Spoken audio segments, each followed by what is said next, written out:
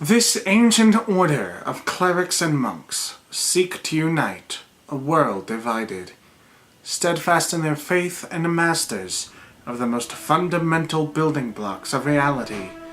This is the Celestial Chorus.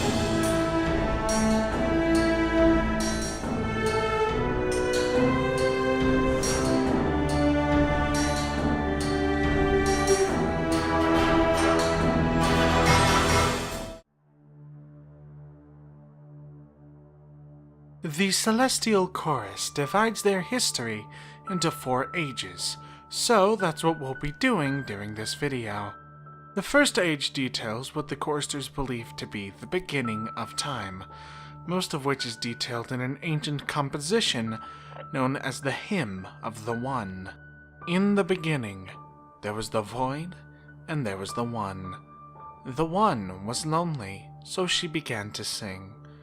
Her song pushed away the void and created the world in its absence. Every note gave way to their own singer, who joined the One in her song.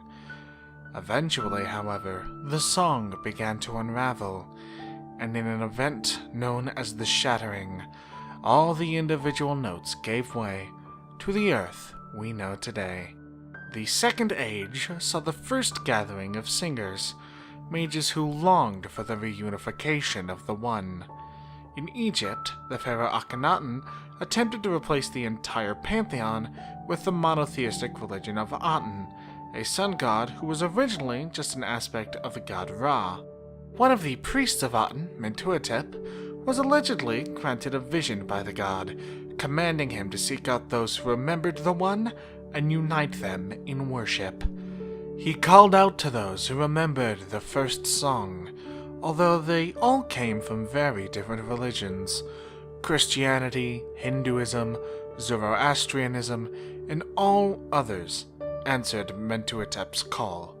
Despite their disparate beliefs, they actually got along pretty well, singing hymns and holding friendly debates together.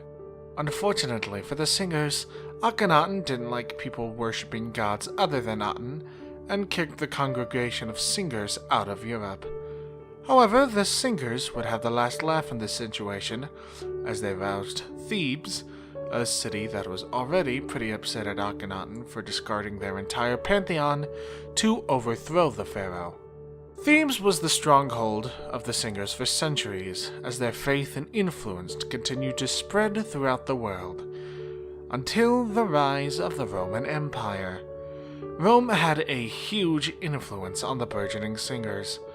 Most of the Grand Council, the governing body of singers at the time, were Roman, and the leader of the council came to be known as the Pontifex Maximus. The 2 most powerful cults of singers were the Messianic Voices, a cult that worshipped the recently crucified Jesus Christ, and the Sons of Mithras, a mystery cult who worshipped a god of order and law, known as Mithras. These 2 factions clashed frequently, leading to the real-life historical conflict, the Battle of the Milvian Bridge, between Constantine and Maxentius. As in real life, Constantine won and declared Rome a As in real life, Constantine was victorious and declared Rome a Christian nation, which, by extension, led to the Christianization of the singers at large. The Third Age saw a lot of lows for the singers: the Crusades, the schism between Catholics and Protestants, and, most devastatingly, the founding of the Cabal of Pure Thought.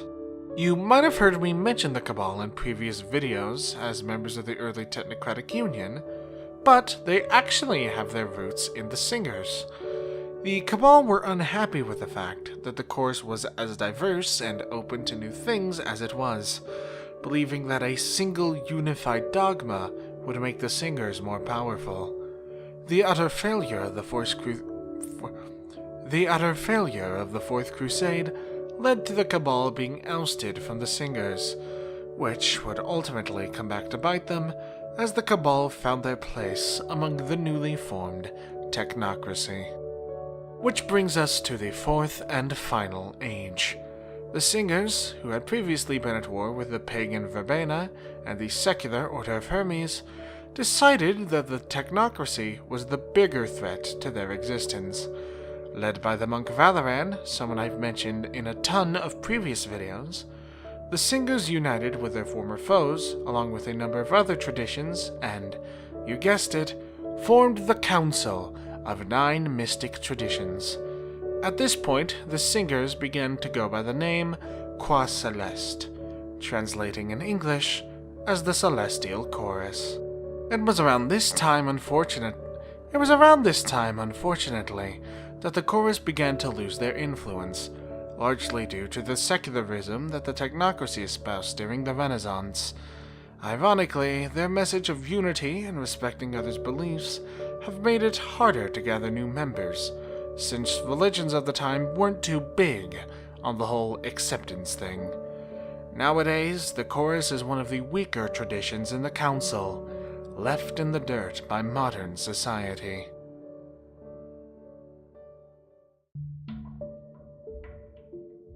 The paradigm of the Celestial Chorus is one of the more difficult to describe. In essence, the choristers all claim to remember the original song that was sung by the One in order to create reality.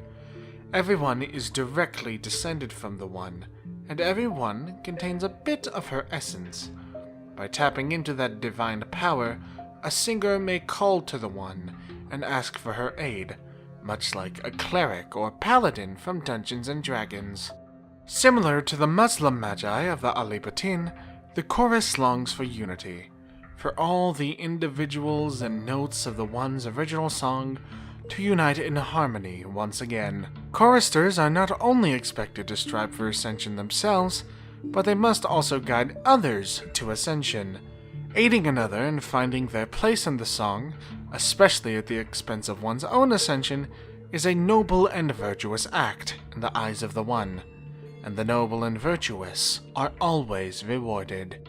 The progenitors of the Celestial Chorus, the previously mentioned Messianic voices, built their 4 pillars of magic around 4 archangels: Gabriel, an angel of healing and fire; Michael, an angel of war and light; Raphael, an angel of peace and water; and Uriel, an angel of death and the earth.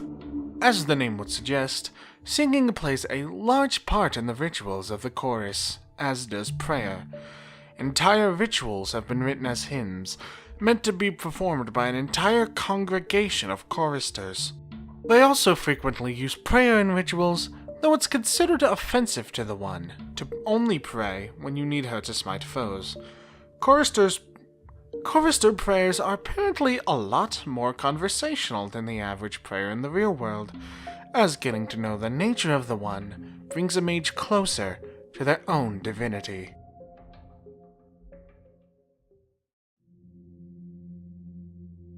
The Celestial Chorus recruits mages who embody their virtues, and ultimately want to make a better world. The chorus originally recruited members exclusively from religious organizations, but given the difficult place the tradition had been in over the past few centuries, they've started recruiting anyone who works for the betterment of humanity. The choristers are governed by the Curia, a council of 17 of the oldest and most powerful singers. The Curia's primary mission is settling disputes, particularly matters of faith and religious disagreements. They also have the Pontifex Maximus, who is the nominal leader of the tradition, but more often than not he's simply a mouthpiece for the Curia. There are 3 types of factions within the chorus. First are the Guardian Orders, the law-keepers among the tradition. The Guardians are very controversial due to their cruel nature in the past that led to the Crusades and the burning of witches and wizards at the stake, but nowadays they've taken on more of a protector role. It's also one of the more homogeneous factions, as 4 of the 5 Guardian Orders subscribe to Christianity. Then there are the Theological Orders, who are the philosophers and debaters of the choristers. In ancient times, debating the meaning of the Word of God was considered a form of worship in and of itself by Jewish people, and the theological orders of the chorus proudly continue this tradition. And last but certainly not least, it'd be remiss of me to ignore the different religions that the chorus openly welcomes. Now, as I hope I've demonstrated so far, the Celestial Chorus are incredibly open as a tradition, so the religions I list here are far from the only ones present in the chorus. However, these are the religions with the largest presence in the tradition. There are the Hindu factions of the Hare Krishnas and, well, the Hindu. There's Jainism, a very non-theistic religion that emphasizes doing good over any sort of worship. The Sons of Mithras, the remains of a mystery cult from ancient Rome. And there's even a faction of Rastafarians in the choristers, who specialize in time magic. Which brings us to the end of this video. Next week, we'll begin to discuss the oracles of the Cult of Ecstasy. Beyond that, if you like this video, don't forget that there is a button for that, and please be sure to subscribe if you would like to see more content from me. Just a reminder, as always, that there are great rewards you can earn by becoming a patron, including voting on what videos I do next, and even adding videos to my schedule personally. But of course, none of that is strictly necessary. Liking, commenting, subscribing, and sharing these videos with your friends are still fantastic ways to support me as always. My name is Lily, and I will see you lovely people later.